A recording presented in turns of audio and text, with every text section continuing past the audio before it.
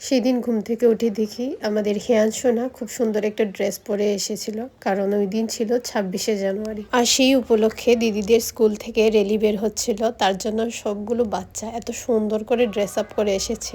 একটু ওয়েট করো, তোমরা পুরোটা ভিডিওর মধ্যে ওদেরকে দেখতে পাবে। বাচ্চারা তো ফুলের মতো, ওরা যা সাজে তাতেই ভালো লাগে, না সাজলেও ভালো লাগে, সাজলেও ভালো লাগে। ওরা এমনিতেই অনেক বেশি কিউট থাকে। আর ওই দিন এমন হচ্ছিল যে কাকে ছেড়ে কাকে দেখবো, প্রত্যেকটা বাচ্চা এত সুন্দর করে সেজে এসেছিল।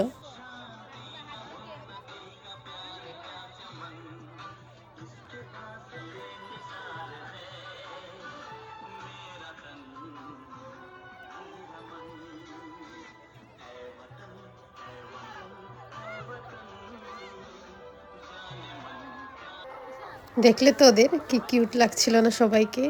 আর ওই দিন র্যালিতে যাওয়ার আমি আর ওর কিছু প্ল্যান ছিল না আগে থেকে, কিন্তু হঠাৎ করে ওদেরকে যেতে দেখে আমাদের খুব যাওয়ার ইচ্ছা হচ্ছিল, তাই তাড়াতাড়ি করে রেডি হয়ে চলে গিয়েছিলাম র্যালিতে।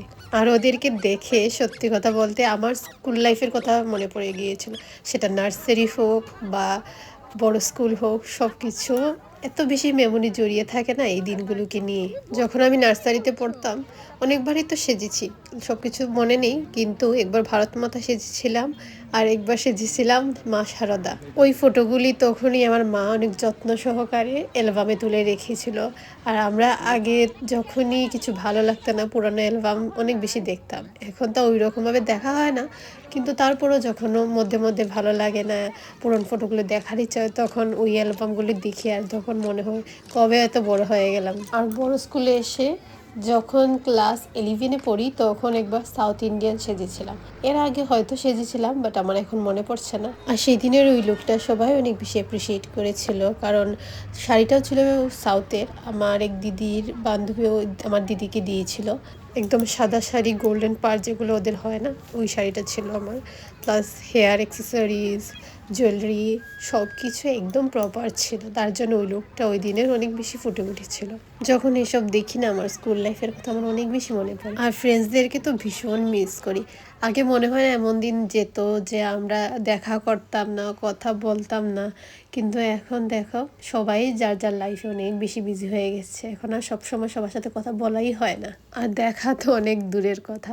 কিন্তু সত্যি বলতে এখন এইসব নিয়ে মানে কারোর উপর কেউ রাগ করি না, কারণ সবাই বুঝি যে সবাই যার যার লাইফে বিজি, আর সবাই আমরা অনেক দূরে থাকি। প্লাস বলতে পারো সবার উপরই অনেক রেসপন্সিবিলিটিস আছে এখন, তাই রাগ অভিমান এখন আর হয় না, সবাই আন্ডারস্ট্যান্ডিং হয়ে গেছে। মেবি এটাই অ্যাডাল্ট ফ্রেন্ডশিপ। কিন্তু যখন সবার সাথে আবার কথা হয় তখন সবকিছু আবার আগের মতোই লাগে, মনে হয়ই না যে আমাদের এতদিন কথা বা দেখা হয়নি। আর দেখো এই জিনিসটা আমি ইন্টারনেট থেকে শিখেছি। আমি আগে জানতামই না এটা যে এইভাবে বড় করা যায়, কিন্তু যখন দেখলাম তখন ট্রাই করে দেখলাম যে হ্যাঁ, এটা তো ঠিকই হয়। তোমরা কি জানতে আগে এটা, নাকি আজকে ফার্স্ট দেখলে? আমাকে কমেন্ট করে অবশ্যই জানাবে। তোমাদের সাথে আমার এই গল্প এমন চলতেই থাকবে। Till then, take care and lots of love.